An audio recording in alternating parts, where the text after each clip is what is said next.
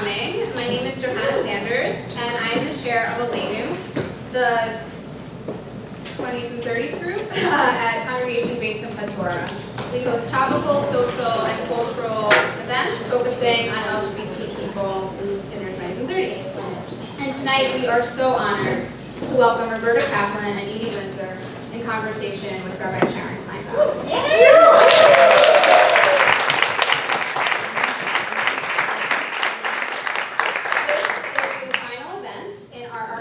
The LGBTQ movement discussion series.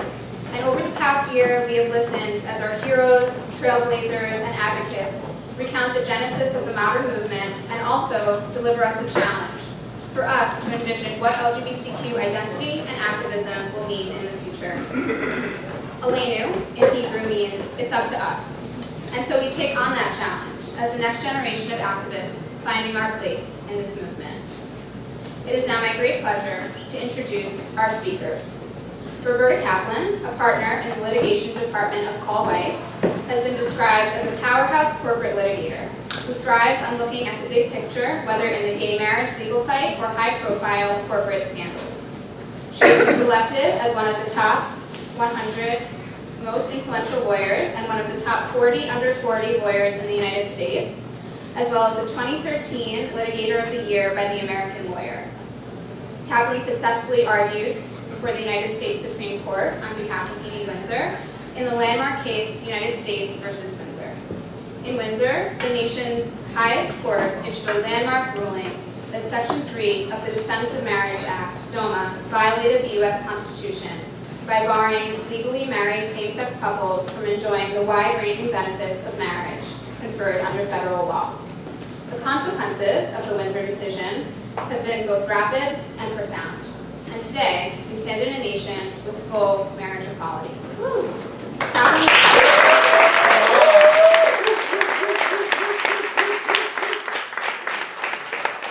Kaplan was recently profiled in a documentary produced by the PBS Makers Women Who Make America series, which everyone should go see immediately if you haven't. It's so feminine. And of course, her book, Then Comes Marriage, just came out in October. Edie Windsor has spent most of her adult life breaking boundaries. Beginning in 1956, she spent 2 decades working with mainframe computers, attaining the highest technical rank at IBM. Edie received the first IBM PC delivered in New York City and became active in founding and organizing the 2 most important user groups.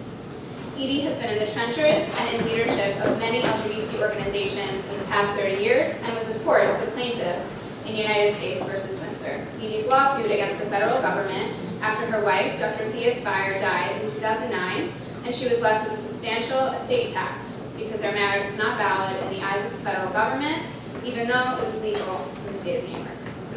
Edie's 42-year engagement and finally marriage to Thea is honored by the documentary Edie and Thea, A Very Long Engagement, and Edie herself has been honored with countless awards and endless love from our whole community.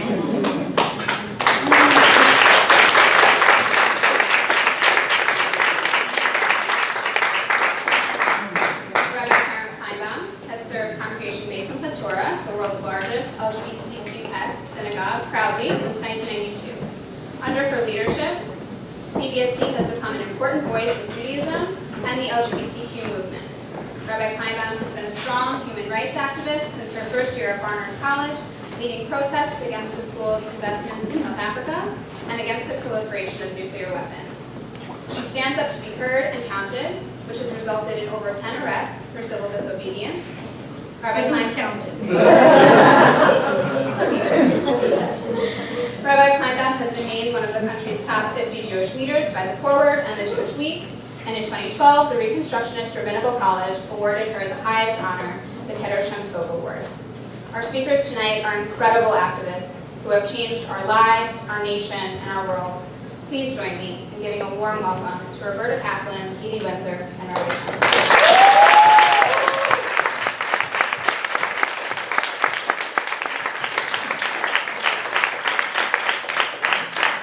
And on the role of CBST, I want to thank Johanna Sanders for her great work in organizing the 2030s group in the synagogue and this series in particular, which has been such a fascinating multi-generational experience for all of us to go through and thinking about from different age perspectives. What does it mean to be gay? What does it mean to fight for rights? And what are they? Really different in different generations. So it's a thrill for me to be on this stage with the two of you. And I get to ask you both questions. And then we'll have some short time for questions from all of you.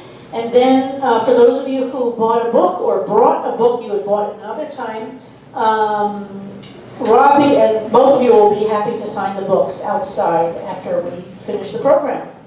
So I want to start by asking you, first of all, it's very interesting that the two of you are not just lesbians, and with Thea, the three of you are Jewish lesbians. And that fact is known to any of us who watch the details with any attention, but it's an interesting additional piece to it. It's not just that lesbians brought down this Defense of Marriage Act, but really Jewish lesbians brought it down. And again, I bring Thea into the room with us because she is as much a part of this, of course, as the two of you are. And Thea brought in a whole different Jewish experience. And in fact, the three of you come from very different Jewish representations of Jewish life, of Jewish identity. And so it's pretty fascinating to be here today under the auspices of the young generation of CBST, thinking about what it means that the three of you brought down this thing. So I'd like to ask both of you to just describe a little bit of your Jewish identities, since I know the gay, the lesbian piece is so in the forefront so much of the time, and the Jewish piece is a little different. And I love that the three of you have such very different Jewish histories and Jewish backgrounds, and that's very much a part of who we are as a synagogue, that we, as a community, we have people who have grown up knowing nothing about being Jewish, and some who are growing up deeply Jewish. Some who grew up in Europe, some who grew up here, some in Israel, some with learned a connection to Judaism later in life. So if you could just tell both of you, tell us a little bit about the Jewish, where you, and Edie, if you could also mention what Thea's Jewish background was. Okay, Robbie wants me to answer first. Okay. I really have almost no Jewish background. Okay, nobody in my family was. Just hold this a little closer. Yep. No boy in my family was bar mitzvahed, nothing like that. There was some point at which, when I was 13, and the boys in my class were getting bar mitzvahed, and then I went to their things, and I came back home and I said, I want to go to Sunday school. It sounded great, and everybody laughed at me. And you know, a lot of people here identify with this story. You're not unusual. Okay, so my whole family laughed at me when I went, and then the fact is I didn't like it, but I went every Sunday morning. I left the house. I read movie magazines, sitting on the park bench around the corner from my house until it was time to go home. And they're all dead now, and I never got to tell anybody the truth. So is this the first crowd you've told the truth to? Okay. Publicly? Is this the first time you've told this A publicly? wonderful thing that happened to me is two friends of mine here in New York asked me if I would like to go to Yisper services with them. And I called them and I said, I'm not sure, I'll call you back. And I called another friend of mine and said, what's Yisper? And she said, Edie, it's a prayer for the dead. So I called them back and said, yes, I want very much to come. Then I fell in love with CBST as an incredible social network. Okay, so you really made a Jew out of it. And in fact, when I spoke, at some point I thanked, right early on, I guess we had gone to speak, okay, but I still hadn't been to any service. And somebody, I don't even remember what I was going to say, it doesn't matter. So that's my story. World War II, everybody who didn't know they were a Jew in this country became Jews because they realized my big sister, for instance, whose husband had been in the army during that period and stuff, none of them observed anything. She said, we have to know, the kids have to know that they're Jews, because they have to know if this happens, they have to know what's happening to them and why. And That's amazing. And Thea, would you tell everybody about Thea's background? All right, Thea lived in Holland, and her father was very astute. First of all, she lived with her stepmother. Her mother died when she was 18 months old. And and her father was very astute and understood what was happening and that Holland was about to be invaded. And he got them out. Furthermore, he was in the pickle business, which doesn't sound very dignified, but they had pickle cans up to the ceiling, and they had their own railroad thing to pick it up.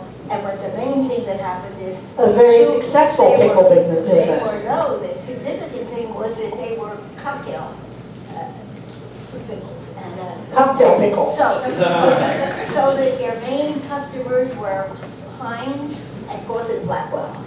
Hence, when the Jews needed to get somewhere, Thea and her stepmother and her cousins all went first to England.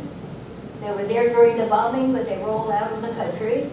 Okay, and then they were able to come to America. In each case, they had major people to support them and to Amazing story. So thank you so much. That's not a part of your background that many know, and it's very moving to us, both of them. I love the idea of your playing hooky from Sunday school. I really love that image. Robbie? And I want to welcome Rachel, your partner, who's here tonight, who's tweeting. Very happy you're tweeting. But for those of you who don't know, we're very happy, Rachel, you're here with us tonight. So let me begin by saying that I don't think it's a coincidence, frankly, Rabbi, that it was 3 Jewish lesbians. Really. You got to hold it closer, right? Can people hear me? I was going to say, can people hear? Make sure the switch is on. How's this? Let me try again. What I was going to say is I don't think it's a coincidence at all, really, that it was 3 Jewish lesbians that took down the Defense of Marriage Act. I think the rabbi's actually right. I don't think it matters all that much. I mean, I'll describe it. I had a very different Jewish background than Edie and Thea. I don't really think it matters all that much what the Jewish background is. I think it matters very much what our culture and tradition teaches. And what our culture and tradition teaches, I think, I'm sure many of you agree with me, is that the point of being here on this planet is to repair the world. And regardless of Edie's religious background, or her playing hooky from Hebrew school, or her not knowing what Yisker services were until recently, she knew what that meant. And I know for a fact that Thea knew what that meant. And I can explain later why, but I definitely knew that Thea knew what that meant. And I think that motivation that is so ingrained in our tradition, whether you're religious or not, whether you read it in the Torah or not, is what it did have an important factor on giving someone like Edie the courage, the chutzpah, to do what she did. So I grew up in Cleveland, Ohio in the 70s and 80s. It was kind of like growing up in the east side of Cleveland was kind of like growing up on the upper west side of Manhattan. Everyone I knew was Jewish. There were, I think the concentration of Jews in the eastern suburbs of Cleveland at that time was as high as anywhere in the world. And I grew up in a very, we weren't Orthodox by any means, but we belonged to a conservative synagogue, and it was a very religious background. I went to Hebrew school, I was bat mitzvahed, we celebrated the holidays. As I was in high school, I actually got more Jewish. And I think in a lot of ways for me, reconciling my Judaism and the fact that I started to realize slowly but surely that I was a lesbian was one of the hardest things I ever had to deal with, if not the hardest thing I ever had to deal with. And there's no question in my mind that one of the things that kept me in the closet for many, many years was the fact that I grew up wanting to have the kind of life that my parents had. I wanted to have a Jewish home. I wanted to have a kid. I wanted to raise my child in that home, and I didn't think it was possible to do that. This is people in their 20s and 30s. It's probably unimaginable to you, but I didn't believe that it was possible to do that and be openly gay. So one of the most amazing things, I think, about what this case has done, and about what we together, frankly, as a community have done, is change that. If you had told me back in Cleveland that I was going to grow up, that I would be an out lesbian, that I would be a partner at a firm like Paul Weiss, that I would be married to a woman, that I would have a son, that I would be an active member of my community, that I would win this case, I definitely would have told you that you were completely mashugana, and that there was no way in a gazillion years that was going to happen. So one of the many, I think, wonderful things about that is the way that it was all reconciled. And I don't think, again, I don't think the reconciliation was a coincidence. I think of all the things I have a lot that I'm proud of about this case. For me personally, getting an honorary PhD from the Jewish Theological Seminary last spring was probably the thing I'm most proud of in my entire life.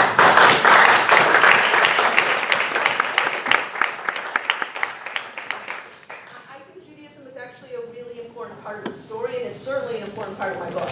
It's a lot of Jewish stuff in the book. Oh, and I just remembered what I wanted to say, that when I had spoken and people were welcoming me in the synagogue, and I had never been there before, and then I thanked them for taking into their hearts this, what's the word I want for, not an atheist, but a the next level. Agnostic. Okay, an agnostic. And this one said to me, Edie, 3/4 of my congregation are agnostic. So very much, okay. Well, I always like to say CBST is a gathering of people who feel that their Judaism is inauthentic somehow, that we are the ones, that somehow we're not Jewish enough, we don't know enough Hebrew, or we don't believe in God enough, or we're not the right kind of Jew. CBST is the collection and the celebration of people who are on the outside for any number of reasons, and we're creating a community for us, and to celebrate those ways that we haven't been part of the inside. We're creating the inside for all of us who are outsiders. So your story is a great one. One of our immediate past president tells a great story that he got kicked out of Hebrew school when he was 10 years old for kicking the principal. So we celebrate that, and he becomes president of CBST. So we're thrilled. Actually, one day, I'm going to make a confession. I've never told this to anyone before. So I went to Hebrew school, as you can imagine, and for the most part, I actually went. But one day, a girl, what was her name? Marcy Friedman, maybe? Marcy, are you out there listening to this? Tweet that, Rachel. Marcy Friedman tempted me that we should cut Hebrew school one day after school, and we should hang out kind of on the side of the synagogue and smoke cigarettes.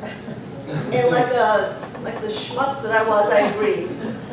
And then we kind of lined You up. had a crush on her. Yeah. Clearly there was. Maybe. I wasn't aware of it, maybe.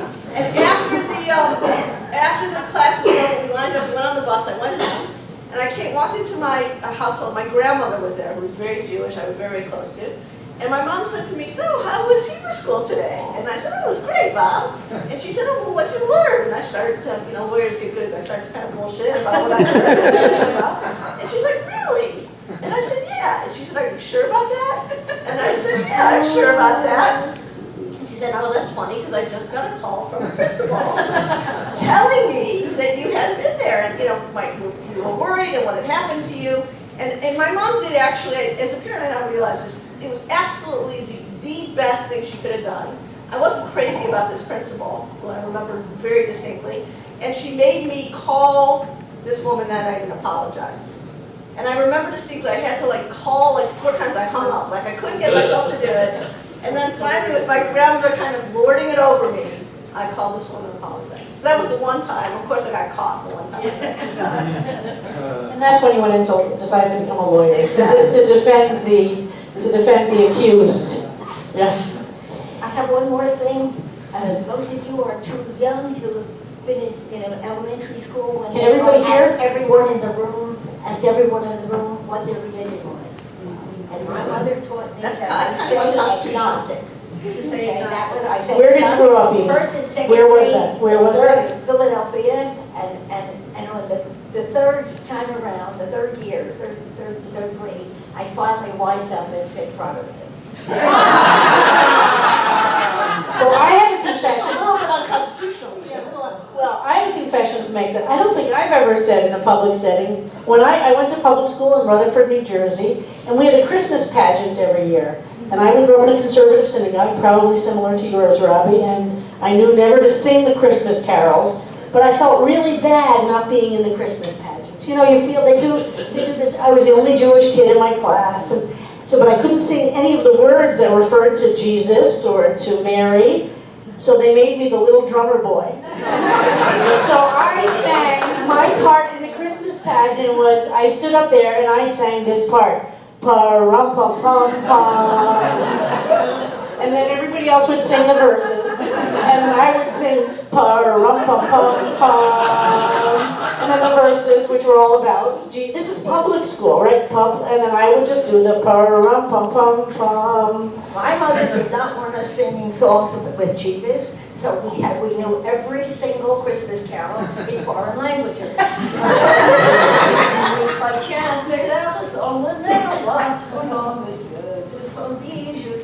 Jesus isn't in foreign languages? Everyone, okay, Spanish, Wow, that is amazing. Was your mother American born? No. Where was she from? Russia. And your father as well? My father. So what languages did they speak in your home? Oh, never. The only time I heard Yiddish in my house was if my mother was talking about her mother-in-law to one of her sisters. We wouldn't hear. I never heard any Jewish until I was in New York. And where in Russia do you know where your mother was from? Well, my mother, I suspect, was from Shtetl, which he never admitted. My father grew up beyond the pale. My father grew up in St. Petersburg. He went to high school there. He came here, went to the University of Pennsylvania, okay, class of 1920, okay, a little before I was born. Didn't the University of Pennsylvania have the first mainframe computer? Have what? Have the first mainframe computer? Wasn't there a big computer at Penn? I don't know. Yeah. I don't know. I worked on the computer at, the Univac computer at NYU. Okay. And what was that It was like? pretty early. Yeah. Pretty early. They took up the whole bottom floor. The computer took up the whole bottom floor. And what was its capacity? Right? What was the computer's capacity? Nothing like my first PC. Yeah. My first PC outclassed it a little bit. Isn't that amazing? Took up your time. So I want to ask the two of you, you obviously are no strangers to this building, and while this isn't particularly Jewish, I think since we're in this building, it's very significant. What happened here, and you, Robbie, describe it in the book, the press conference you had, which really, is it fair to say, launched the case publicly, or can you describe what happened here in this building? Yeah, so I get this call. You got to use the mic. I got a call, sorry everyone, I got a call from a mutual friend who said he knew a lady by the name of Edie Windsor and that she wanted to bring a case to challenge Doma. And at the time, frankly, I can tell more about our thinking of the case, but my thinking was, well, she's got a really good case. She's going to guess she should win this. She paid a lot of money to the government. She should get that money back. And let's do it. I mean, I can answer questions more about the details, but let's do it. And no one was thinking, at least I wasn't thinking, you should tell me if you really were. I knew that a DOMA case would get to the Supreme Court, but no one was really thinking that it was going to be our case. I mean, the odds of that were low. It's really kind of a crapshoot as to whether any particular case will get to the Supreme Court or not.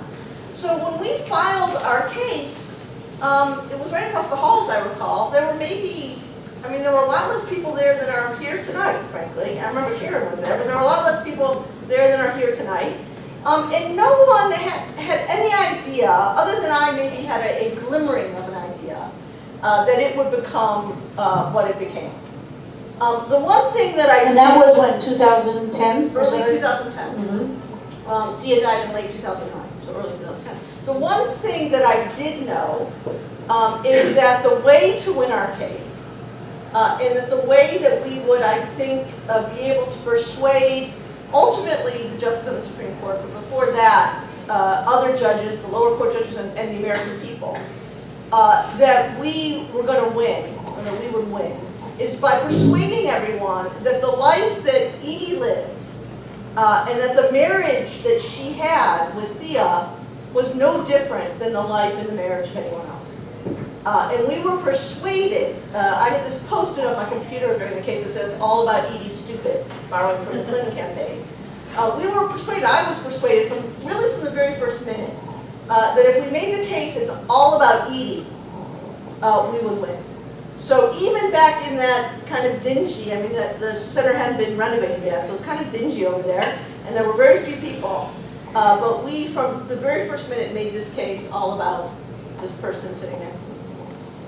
So we're here in the center, which is so important for LGBTQ life in New York, and all about you, Edie. That's a big cross to bear. And I want to start by asking you about the pin you're wearing, and for you to describe what this pin is and why you wear it all the time, and explain to everybody what that beautiful diamond pin is. Well, Thea and I had a kind of rocky beginning, and she wasn't really sure how much she wanted. Okay? Sexually, it was fine, okay? But other than that, she could call me up and break dates and things like that. First year, very, very hard. Can everybody hear? You gotta listen. Yeah. Second year was a little better, but the third year was for real. And this is inspiring. I mean, you're the most famous lesbian couple. It didn't all start out so easy. Okay, she said, we still weren't living together, nothing like that. And then she said, I want to rent a place in the Hamptons I want to rent a place in the Hamptons for the summer. And I was just new at IBM and new at, all kinds of stuff. And I said, I can't afford that kind of money and I don't want to do that. And she said, well, I'll pay for it. I ended up buying her a motorcycle, which she wanted. And first of all, she wanted a white motorcycle that nobody made one, so I had it custom painted. But on the way, we were driving out there, and toward the end of that summer, and she said to me, what would happen if you became engaged? I was extremely close to the people at IBM that I worked with, but I always lied. I never said I was gay. And at the time it wasn't. IBM today is 100% in every conceivable way. Actually, a CBST member is the chair of the LGBT committee of IBM today. And she conned me. She said, a clinical psychologist, and they know how to change your thinking to where you want to be, to help you to get to the right place. So by the time we arrived, still in the car, I said, I guess it would have to be a circle of diamonds. Because that way, if I wore an engagement ring, they'd want to know who is he and when do we meet him, and that kind of stuff. So she got out of the car, she got down on her knees, she opened the little box, and she had this, this is my engagement ring. 1967. Okay? And 40 years later, we got married. So.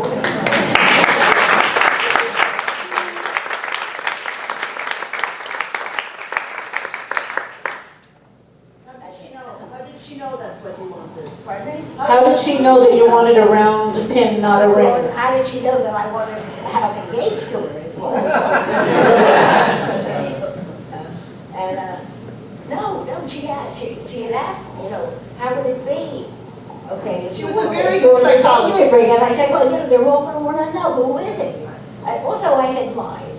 Okay, at some point, they used to call me up too often, and somebody asked about that, and I said, I'm dating her brother.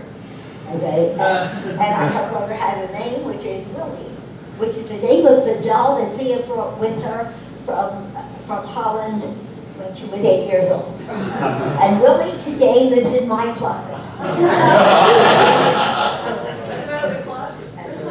When I noticed that Willie appeared in the New York Times, everybody from IBM will say, hey, you lied to us. So do you wear it every day now? No, but just on beautiful when time. I should show that I'm Yeah. not just married. So you wore that, how long were you at IBM wearing that with no one knowing you were with I don't know how many years. Okay. So you wore it you got engaged in 1967. Okay, today, if you want to know my relationship with IBM now, is, you can go on YouTube, lesbians in tech. Edie Windsor. And you will see the most amazing IBM thing where 3 rows, Robbie and I were going to speak at the Lesbians in Tech. We get an invitation from IBM saying that the 4 of the top executives are going to be doing a huge thing with all of the gay officers at IBM, all of the high level people. And we would like very much if you would come and speak. And I said, we can't do it. Okay, we've committed for too very long for this thing. And we just, and we turned off and said, we're sorry, we can't do it. I realized that, Robbie was going to see the woman who was going to interview us that day. Who turned out to be, her title is the Chief Technologist of the United States. Okay, Who's a lesbian. She reports to the White House, and she's incredible. And Robbie said she was going to see her, and because I'm so deaf, I usually ask people if they're going to be asking me a question, okay, I need to know the questions in advance. And I won't hear, and I'll be embarrassed of it all like that. So instead, I get an email from this woman that just said, Edie, I'm only going to question you about your days at IBM, okay, about your days in technology, and anything that I ask that want to answer, just kind of give me those try and keep going. And at any rate, when we get up to go to the stage, we've been sitting in the back. We get up to go on the stage, and as I get up, all 3 of the front row, three rows of people stand up, carrying on like maniacs. Okay, she's an IBMer. Okay, all of the people who had been part of that big IBM thing, and I know that she was partly responsible. Okay, because that's what they were talking about. Obviously, they were what they had called it a ring show, and it was great. I love that company, and they love me too. So, CBST has played an interesting role in your collective lives, and I have to say, reading the book, and I hope others will get it tonight and sign it. I can ask both of you to sign my copy, which I have from before tonight. But I was thrilled to find out that I played a personal role in bringing the 2 of you together. So I'm very happy to say that. Did you know that? You didn't read the book, Edie. So she read her chapters. So I always say that part of I see people say when I first came to CBST, they objected. Oh my God, CBST is a place where people come to meet a partner, to cruise. And I always say that's what synagogues are for. They have been for eternity. Straight people have done it forever. You go to synagogue to meet somebody. Why is that somehow trace in a gay environment? All of a sudden, we gay people, if I'm going and checking somebody out, that's a bad thing? No, I've always said it's a great thing. And I played a special role because the 2 of them came to a Rosh Hashanah service in 1999 and bonded because they both did not like my drosh that night. I love that. That's it. Come on, complaining about the rabbi's drosh is the most romantic beginning of a relationship that I've ever heard. What was the drosh about, somebody? It was supposed to be about reparations for slavery. It was supposed to be, I honestly don't know. That's what we've been told. And what was it about? I don't, it was a long time ago. It's okay, I'm not sensitive about it. No, I feel thrilled that I had such a role in bringing. We listened to it very carefully. Yeah.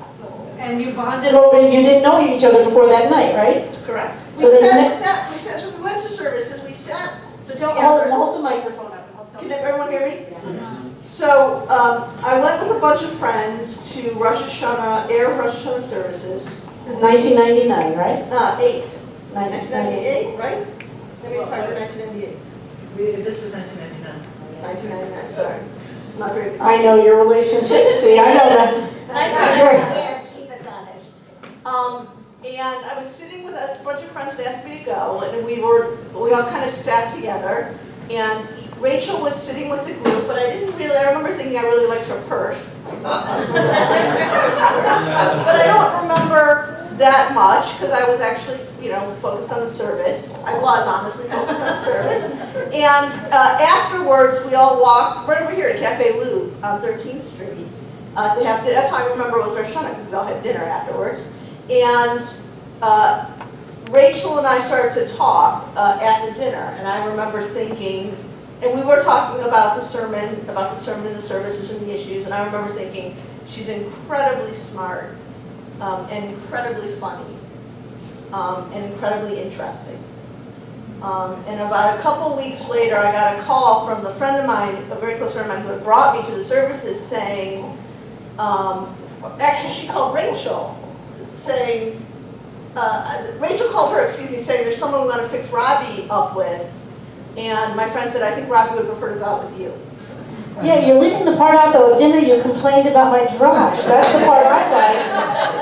It's a little awkward. I love it. I love it when people sleep during my drosh. I feel like people are sleep deprived. I don't think there has been a Rosh Hashanah drosh since then at any synagogue, yours or our Rabbi Jan Urbach's, that we haven't debated after. So Thea, and so how did you and Thea meet? Edie? How did you and Thea meet? So we heard about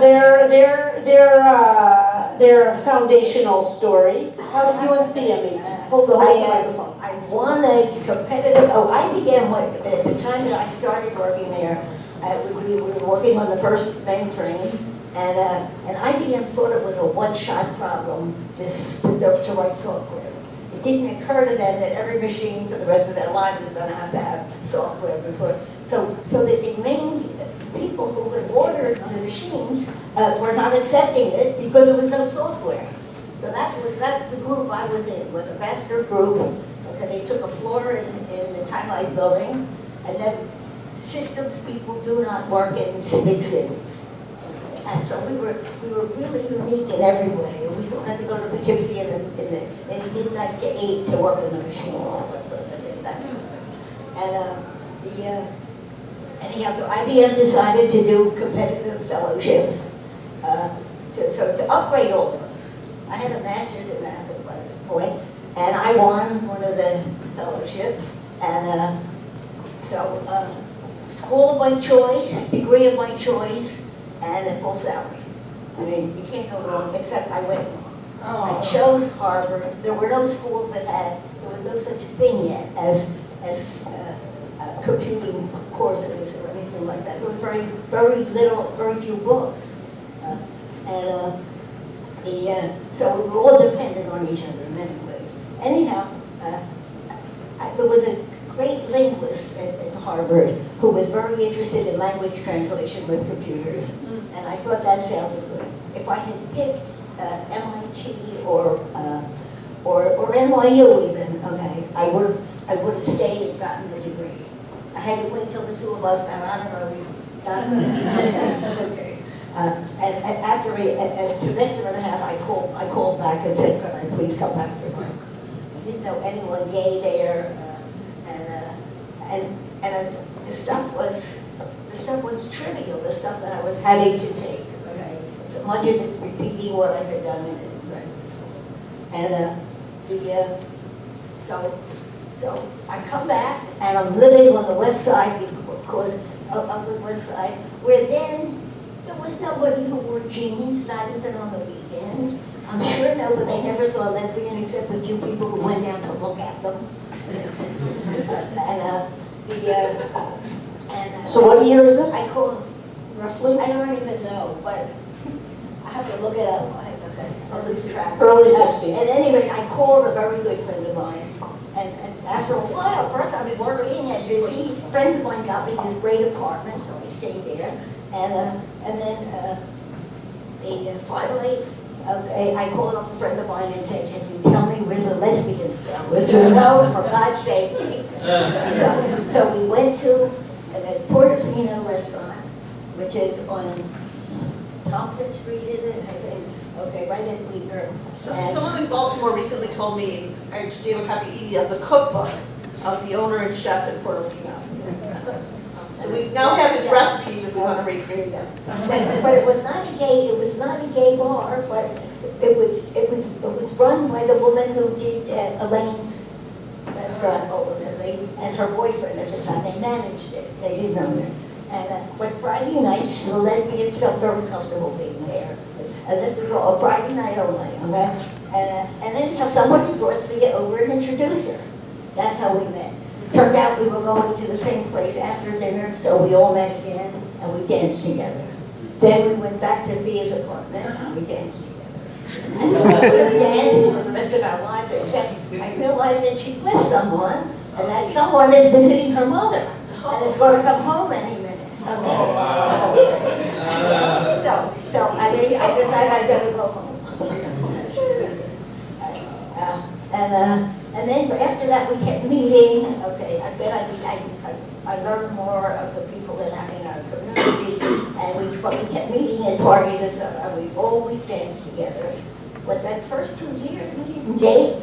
Furthermore, she lived with someone when we met. She lived with a different person the next year. Okay. So there was really no moment when one could express interest. And finally, I learned that she was alone and going to be in her place in the Hamptons alone. They were at a farm there, and I called up people I knew, not well enough to have the guts really to call them up. I called up, it was a house with a lot of lesbians in it. And I called up and I said, could I possibly, I know this is crazy, could I possibly come spend the weekend here? And then I waited. Turned out Thea was delivering her ex who had introduced her recently, and then going on to East Hampton. It's the best chapter in the book. Yes. Yes. So read the book. Not only is it the book, you edited it many times. Yes. But there were 2 years of dancing and nothing else. So you guys met on Rosh Hashanah and you met on Shabbos. Yeah. You and Thea met on Shabbos. That's a very Jewish thing to do. To have a nice meal and dancing and owning Shabbos. It's an absolute explanation of it. So, Robbie, I'd love to ask you about the story you tell in the book is very moving about being at CBST. I guess it was 2012, and you had to make a decision about what to do. It was Yom Kippur or Rosh Hashanah? I think it was Yom Kippur because you talked about Sandy Koufax's story. Yeah. So would you talk a little bit about that and the decision what to do and what was going on? 2012, you were then where the case was at that moment? Yeah, so in a lot of ways, I mean, Hold the mic a little in a lot of ways, people here, Judaism is, at least for me, a religion of time. In the sense that it's a way of organizing time during the year, and what we do every year is we live through the same cycle, and hopefully we live through it differently each year as we grow. That's at least the goal. And because we did this case over a period of 4 years, those annual cycles occurred over and over, and the annual Jewish holidays happened during the case. So for example, at the Supreme Court, 2 days before my Supreme Court argument was Passover, and we had a Seder at our hotel in Washington, D.C. with, how many people were there? 60 people. Yeah, like 60 people. It was packed. Karen was there, my whole family was there, Edie and our entire team was there. It was an incredible, and it wasn't lost on anyone that we were having this Seder, this holiday that celebrates freedom, 2 days before we were going to argue the case. It was something I'll never forget. Another thing that happened, similarly, was about a few months before that, about 10 months before that, I was scheduled to argue the case. We won on the district court after we filed after that press conference across the hallway. And we got the case to the Supreme Court. To the Second Circuit, excuse me. I was very anxious. I had shpilches to get the case decided very quickly. I wanted a decision very quickly. I was worried about Edie's health at the time, and I didn't want to waste any time. And so we got a very expedited appeal from the Second Circuit. But the date for the argument that they scheduled was the day after Yom Kippur. And so, I had a bit of a conundrum there, and I was like, well, that's not great. And we actually wrote a letter to the court saying, dear Justice, judges of the Second Circuit, this case has been scheduled for the day after Yom Kippur. That's slightly difficult for me because I won't be able to prepare. Could you possibly schedule it for another day? I have to tell you, as a lawyer practicing in most courts, that's a request that's normally granted as a matter of course. We got a letter back that said, no, thank you, but we cannot schedule the argument on another day. And so I remember thinking, like the first, growing up in Cleveland, Sandy Koufax was a hero to all the men in my family. It's all they ever talked about in all the Everybody here knows Sandy Koufax? Anybody not know the Sandy Koufax story? Sandy Koufax was what team was he playing for? Baseball. The Dodgers baseball player. And there was a World Series game scheduled on Yom Kippur, and he refused to play. On Colindre night, and he refused to play. So that's all I can think of was Sandy Koufax. And I was like, well, there's no way, I can't prepare. And in fact, we came to CBST for that Yom Kippur. We were there most of the day. And then we came back and we had a breakfast in my apartment, and I didn't start preparing again for the argument the very next morning until after sundown. At the time, I was pretty stressed about it. I wouldn't tell a lie. I was pretty stressed about it. In retrospect, like many things that ended up happening in the case, I think it was the best way to prepare. Spending that day preparing and going through the prayers, especially the Yom Kippur prayers, which are so meaningful, was probably the perfect way to get ready, because I'd read all the cases 1,000 times by then, and it's not like it was my first time preparing for the argument. But things like that kept happening on the case. And again, I don't think, it's just because if you're a Jew, things like that happen. I mean, things happen during the year and the holidays happen, and they all ended up being, I think, in certain ways so incredibly meaningful. We still celebrate all the Jewish holidays together.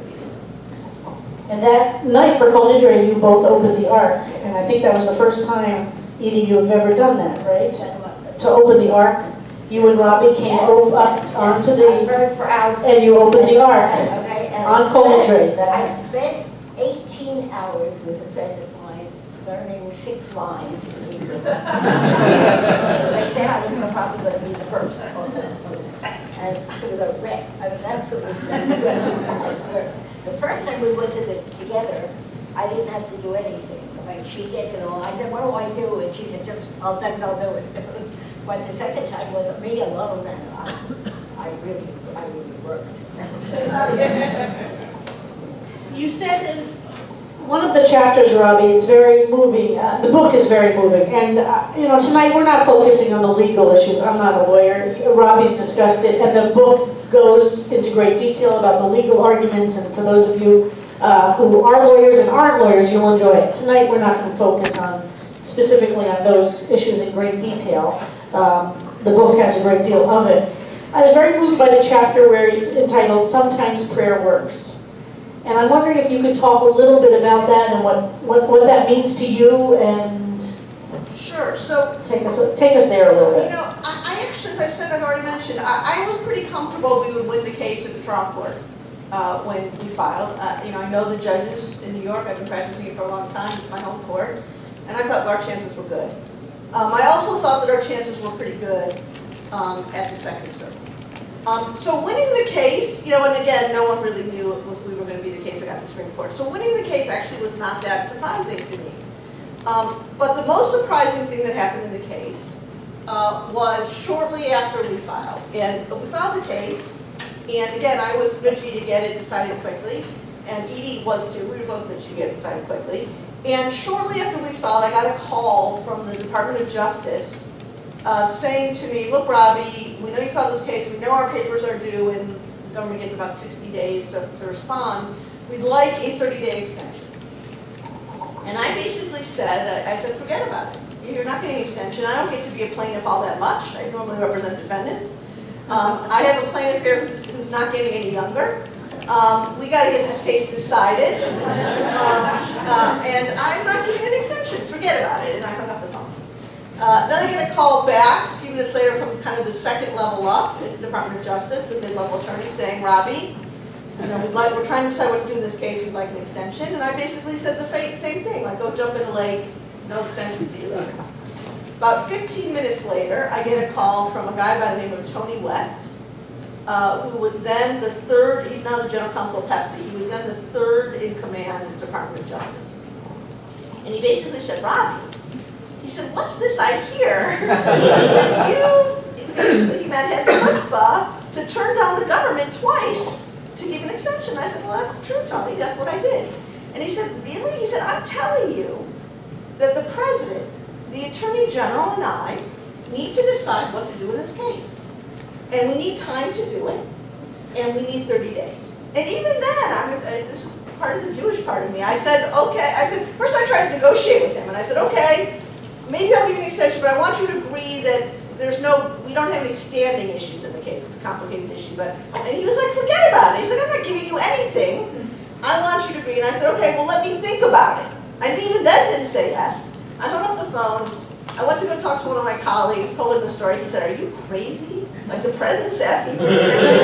You should give the president an extension.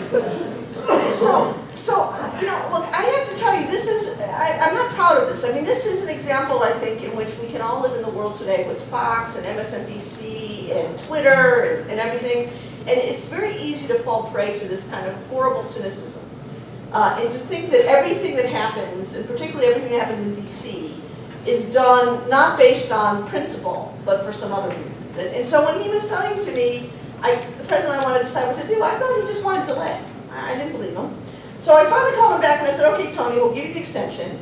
And then I said, and I was pretty sarcastic, I said, I just want you to know, when you and the president and Attorney General Holder talk about what to do, in this case, I'll be praying for you. And I hung up the phone. Okay, I cannot tell a lie, that is absolutely true. 30 days later, it's spring break, I'm on vacation with Rachel and our son Jacob, and I get an email that says, Tony West would like to have a phone call. Now, you don't get emails like that very much as a lawyer. We knew exactly what it meant. We knew it meant that the president had decided not to defend DOMA, which was a truly historic and courageous act. We get on the phone, and Tony starts explaining that the president had decided that he and Attorney General Holder had gone through the analysis, that they had realized that DOMA could not be defended, that they were not going to defend it in court. I literally had tears streaming, I mean, Rachel remembers, I had tears streaming down my face. And at the end of the call, Tony said to me, he said, Robbie, he said, you remember what you said to me about praying for me and the president? I said, yeah, sheepishly. I said, yeah, I remember. And he said, well, I just want you to know, sometimes prayer works.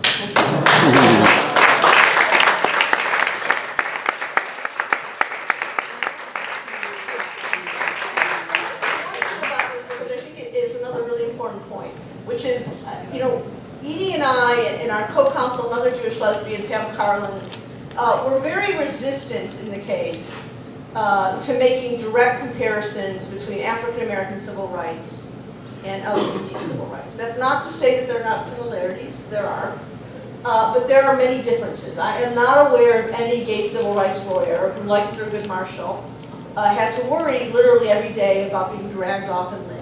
And that happened to Thurgood Marshall, almost happened to Thurgood Marshall many, many times. So I think we were very, very careful not to make direct comparisons because of the moral distinctions that I think are necessary. However, I do not, I'm using the word coincidence a lot tonight, but I do not believe that it is a coincidence that the people who made the decision not to defend the constitutionality of DOMA were 3 black guys. The president, the attorney general. I think when they sat down and said to themselves that they had to write a brief, if they were defending the statute, they would have to write a brief that says, A, gays haven't been discriminated against, or being gay has anything to do with your ability to contribute to society, or you should have to change being gay in order not to face discrimination. They were like, we're not writing that brief. I have said this to all 3 of them. I can tell you that Attorney General Holder told me I needed to stop because I was making him cry. But I believe that there are ways that we need to understand our commonalities and understand that struggle is in a lot of ways, certainly similar to ours.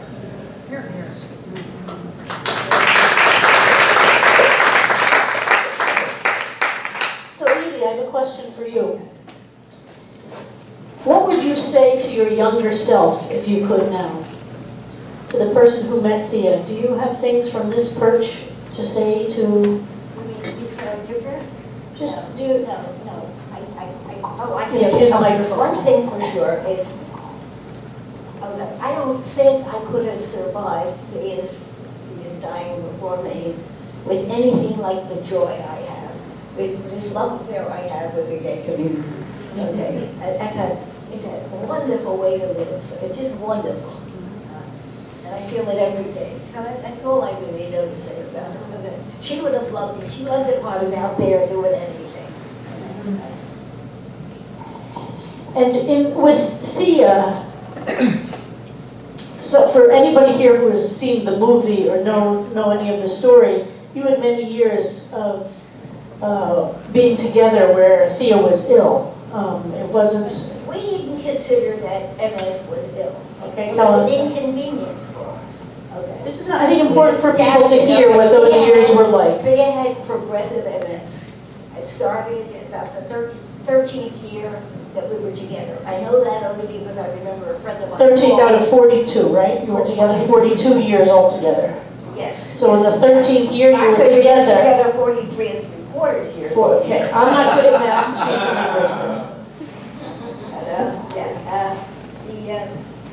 I don't remember what. So it's about Thea's MS in your 13th year together. Progressive MS. That meant for a very long time. Okay, she was really fine. She didn't even need a cane originally.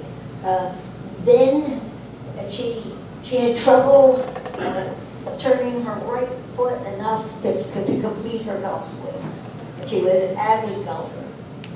That was her. She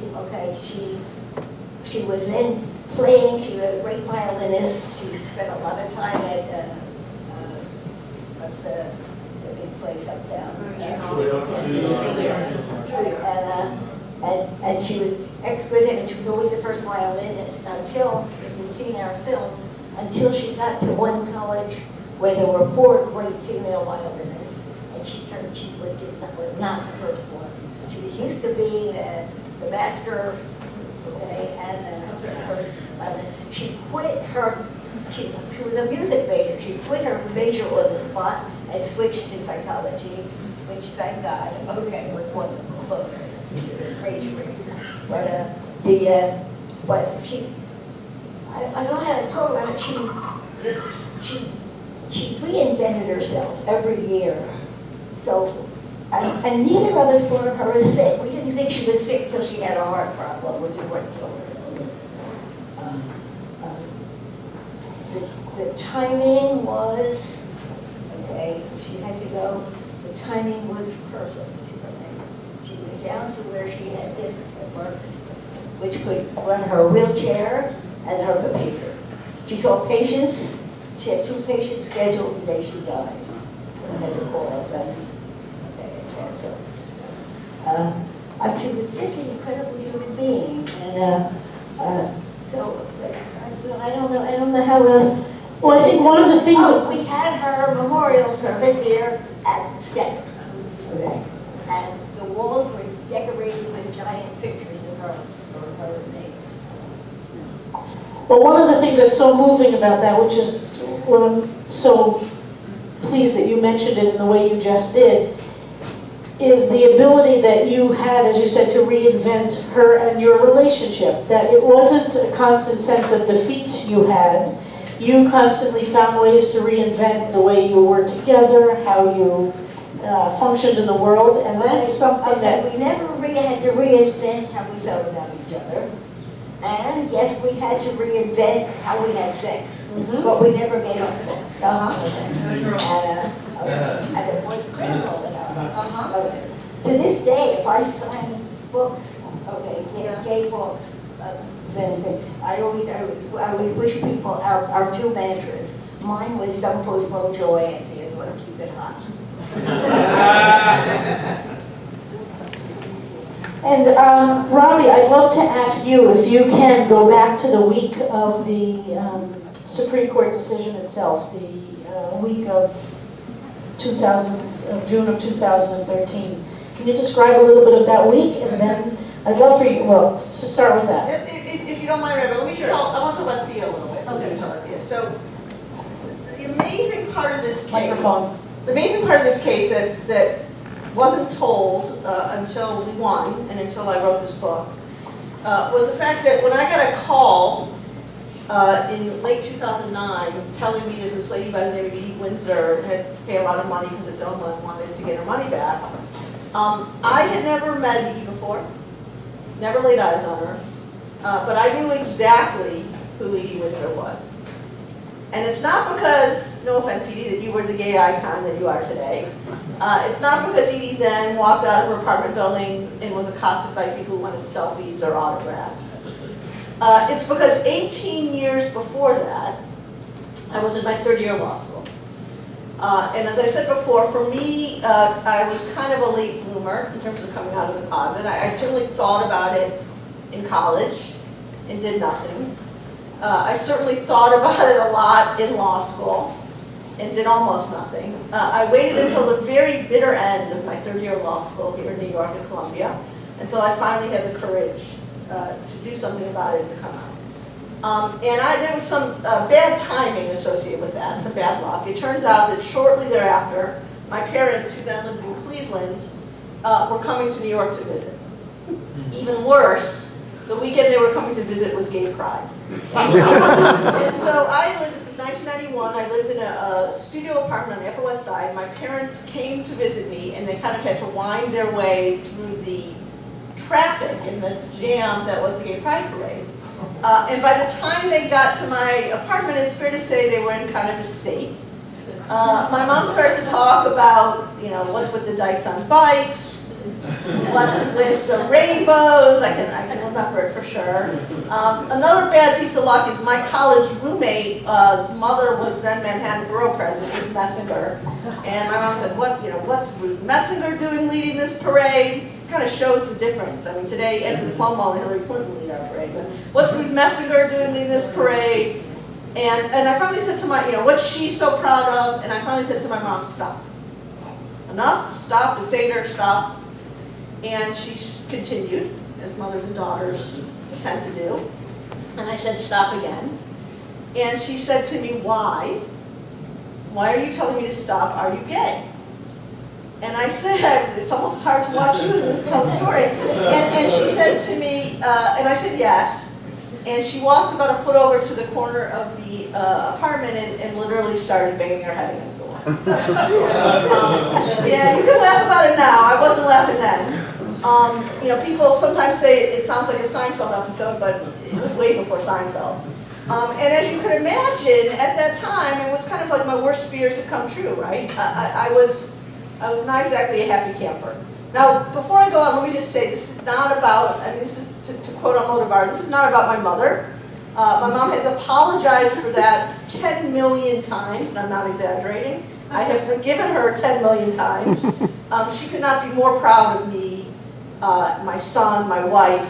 She says that my dad, whenever he's in the line at the grocery store, manages to talk about his daughter had a big case at the Supreme Court. So it's not about that, but as you can imagine, I was pretty low. And I was living in New York. I was moving to Boston that fall. I was living in New York, and I went around New York City asking, I need a psychologist who's good at gay issues. That's the way he talked about it back then. And I kept getting the same person. Everyone I asked gave me the same name. The name I got was Thea Spyer. So, I saw Thea Spyer as a patient. Wow.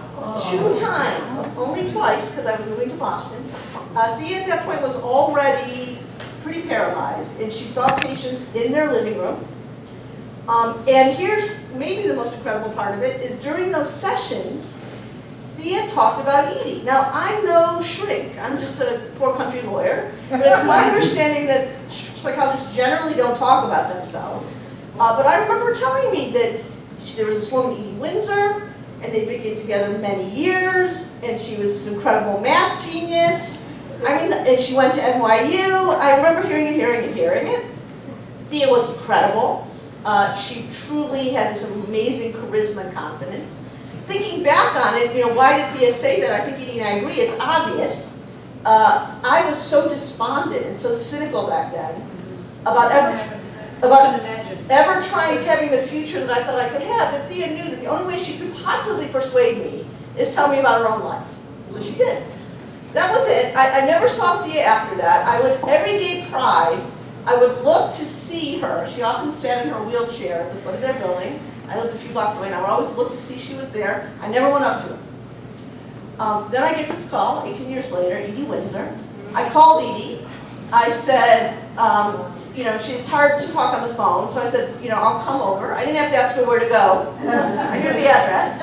I walked over that day, and I went to the apartment, and this I didn't expect. It was like coming back to the scene of an accident. I mean, I looked at the chair that Thea had sat in.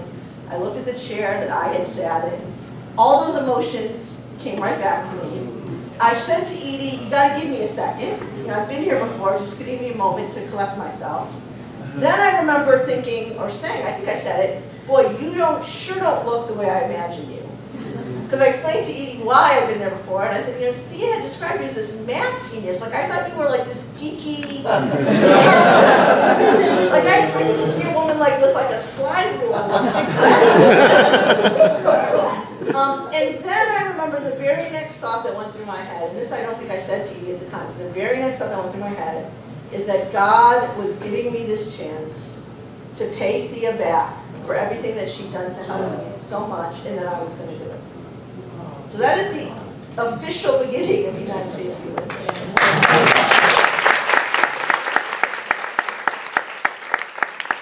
An amazing story, and it's beautifully told in the book as well. So the synchronicity of it, the poetic circles there, just so profound, so profound. So can you take us now as Also, we Supreme Court, yeah. to that last? I would not say it was the most relaxing week of my life. I was kind of like a crazy person. What you do when you prepare for Supreme Court arguments is you do these things called moot courts, and a bunch of lawyers sit in front and they pretend they're the Supreme Court justices. Everyone always wants to play Scalia. They pretend they're the justices, and their job is literally to beat the you-know-what out of you. And then the really fun part after that is they spend another hour critiquing everything you said. Maybe root canal without anesthesia would be worse, but I'm not sure. And so we did a lot. We'd already done a lot of those, but that week we did a lot more practicing. You kind of want your answers to kind of be like in muscle memory in your brain. So when you get it, you can just kind of go to what your answer is without even having to think about it. The afternoon, the day before the argument was when the Perry case, the Prop 8 case was argued. And we went to that. And I remember thinking it looked pretty good for Windsor. I didn't think the court was going to rule on the merits on Perry, which they did not. But I thought things were looking pretty good for Windsor. So I went back to our firm has office in Washington. We all went back to the Paulwise offices. It was Passover. So I remember we had matzah and Chinese food for lunch. Edie was there. And we all kind of sat around and we're like, okay, this is pretty good for us. We did some more practicing. I was basically ready to go back to the hotel. I was like, okay, I'm going to go back to the hotel. When I got to the hotel, our son, who was then 7, I got that number right, who was then 7, was in the lobby, and he came rushing to meet me. And let me preface this by saying that I am a little bit of a maniac. So I had been in DC well before my family arrived, and my parents, and I was staying in a different room from Rachel and Jacob because I wanted to be completely insanely isolated so I could focus. And Jacob had no idea. We hadn't explained that to him, and he'd never been in a situation where his moms were living in different hotel rooms and I wasn't staying with him. So already we made a mistake on that part. And when he came up to me in the lobby, I was on a phone call talking about some constitutional issue in the case, and I went like this, and I said, I can't talk, I'm busy. And he got very, very upset. And I went back to my room to read more cases, and I got a call from Rachel, who was in her room with Jacob. And she said, you gotta come, right now, you gotta come. Jacob is having a really tough time, you gotta come talk to him. And I said, but I need time to read more cases. And she said, I don't care what you need to do, you need to be here now. And I went to we went to their room, and I remember this, it still breaks my heart. He was sitting under the sink in the bathroom. It was really despondent, very, very, crying very, very hard. And I didn't know how to really calm him down. And we finally said, I think, together, Jacob, let's go to Ema's room and we'll order some milk and cookies. and watch cartoons. How would you like to do that? And that was the first thing that I said that got him to stop crying. He managed to stop crying enough to say yes.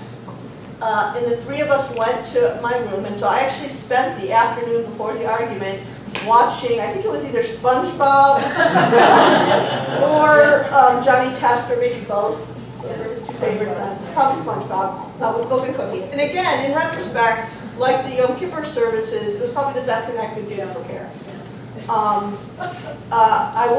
do admit that I took a NyQuil that night to go to sleep. I wasn't taking any chances. That morning, did the hairdresser go to you that morning first? He went to you the day before, but you redid it all. So our friend the hairdresser was there to, God forbid, my hair should be right. So he came to my room at like 4 o'clock. We had a joke on the case that no matter what happened, I was going to have the highest hair in the courtroom that day. And I think it's true. I mean, Nancy Pelosi and I were very close. I joked with her about this, but I think I probably edged her out. And then we got over. I remember we had a car. The guy actually made the wrong turn. We both had a heart attack. I mean, the hotel was 5 minutes away from the courthouse. When we got to the courthouse, we were all going to meet in the cafeteria, and we realized that wasn't going to work because he was being mobbed already. There were just people coming up, and that was not going to work. So the court personnel, who are very lovely, offered to have us kind of wait in the clerk's office. And then after a while, they let the lawyers go into this very formal lounge called the Lawyers' Lounge, which we went to. They give you this speech every time you're there. I've heard it a bunch of times now. Courts, they're very nice at the Supreme Court. And they said, look, if you need pencils, we have pencils. If you need cough drops, we have cough drops. Here's my favorite part. They always say, if you need a sewing kit, we have a sewing kit. Every time I hear this, if I lose every button on my pants and my jacket, I am not going to start sewing it on. I would end up like, I would have like holes in me if I tried to do that. And then when we went in the courtroom, then finally they let you in, and it was a scene. I mean, everyone who was anyone in Washington, D.C. was there. Edie was sitting in the second row of the non-lawyers. You have to tell them what it looks like in the Supreme Go Court. ahead. The justices are all up on this level. The first row there is people like Robbie, who are going to be part of the case. Beyond them are the beginning of guests. No, there's about 8 rows of lawyers. About 8 rows of Supreme Court just bar. lawyers. Okay, first there were lawyers, this group of lawyers who are allowed to work in D.C. Then there's just lawyers. Okay, each of them have separate lines coming in, and they're all set. Then there is an aisle for people to walk in. Then there is the first guest row, which is guests of That's why it's called the bar. guests of the justices. There's actually a bar. That's what the word bar comes from. That separates the lawyers from. And the second row in the guest part is the beginning of guests. So we're in the second row. And at first, people asked me what was the most exciting part of the case, other than just being there. And I said, well, then I was on the far left of that row, and Nancy Pelosi was on the far right. And Nancy Pelosi came over and kissed me on both cheeks and introduced herself. That was great. I do want to say what she was like in court. Okay? Nobody could believe that this was her first time in the Supreme Court. She was so cool and calm. They asked a lot of questions. They ran out of questions to ask her. Everything they asked her, answers were mind-blowing, quiet and right and good, and just unquestionable. It was, and I thought, oh my God, I think we're going to win. So you don't have a lot of time, it kind of goes in warp speed. And I remember after I finished answering the questions, after I finished answering the questions, I did what I do almost any argument, which is kind of, it ages me. I pretend I'm going to have a cassette player. They don't even have cassette players anymore. And I rewind the cassette and I kind of play it back in my head to think if I would have answered anything differently. And I remember thinking, no, I think I did okay. And I turned to Pam Carlin, who I should say is an eminent constitutional scholar, a Jewish lesbian, and an incredible human being. And she was sitting next to me, and I said, okay, I think I answered him okay. Pam said, you did. And the emotion that I had, frankly, it wasn't joy, it wasn't excitement, it was relief. I just remember thinking, like, thank God I didn't screw this one up. And I felt that way really until we walked out of the courthouse. And then Edie and I, or for sure me, maybe not you, were the closest we would ever come, I think, to being Mick Jagger. Because this, there were thousands of people screaming. I mean, it was truly incredible. So let's take a few questions from the crowd, and then we'll wrap up. Jonathan, would you stand up just so everybody could see you and hear you well? Not having read the book yet, what was it like when you found out that you were going to be the Supreme Court case? So, well, we should go tell the story. So well, the Supreme Court has this, system where they call it conference cases. And that's when they meet privately, just the justices, and they decide which cases to hear. And in the case of Windsor and Prop 8, Doma and Prop 8, they conferenced the cases, I think it was 4 times. It was torture. And so each of these times we would actually meet at Paul Weiss to kind of wait, and like everyone else, or everyone else who's a Supreme Court geek, I should say, we were on SCOTUS blog, kind of waiting to see what happened. And then finally the 4th day, they took the case. There was a lot of screaming at Paul Weiss. We had champagne. We had vodka for Edie because she's allergic to champagne. And then we all came back that night to my apartment. We had a pizza party. I live only a couple blocks from here in my house, and then you should talk about that. Okay. Well, first of all, it was a great party. Second, it was the first time we were in the same room, the two of us, with Brendan and with the guy that Brendan had called, Eddie Windsor, to ask, when he goes, can you do something, find somebody who will take Edie's case. And Eddie Windsor said, hey guys, can I be honest now? And we all said, yes, of course. And then Eddie Windsor said, I only called one lawyer.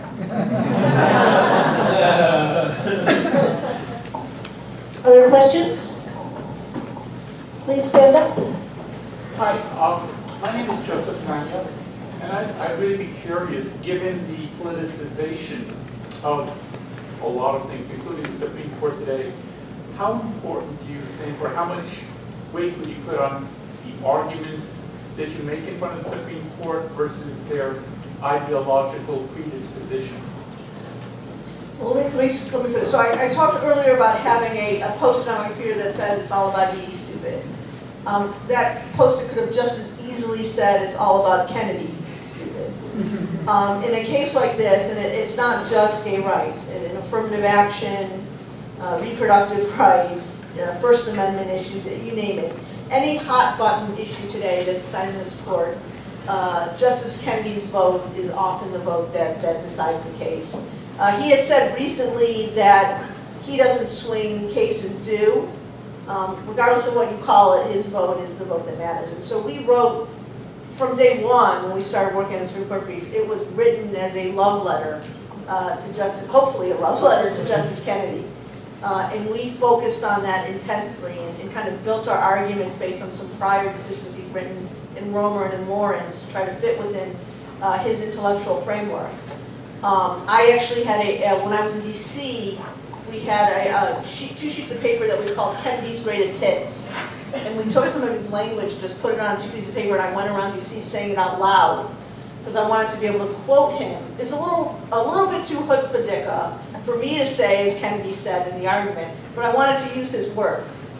I actually did. It was pretty chutzpah. They all knew exactly what I was doing when I did it. But that's how much that matters. So we were very focused on that. I think any litigant at the Supreme Court today in a case like that is very focused on that. It is ridiculous in my mind that Windsor and Obergefell are 5-4 cases. Brown v. Board was 9-0 for a reason. Great civil rights decisions should not be subject to a 1-vote margin. And then the win. Let's remember the voting rights bill, or the voting rights case that was, so we're not talking about a sweeping, progressive. And that's why it matters so much who the next president is, who appoints the next justices of the Supreme Court. Do you foresee any time when, Could you stand up? It's just hard to hear if you're not really projecting. do you foresee any time when the Supreme Court might be depoliticized again and justices might decide pretty much on the basis of arguments and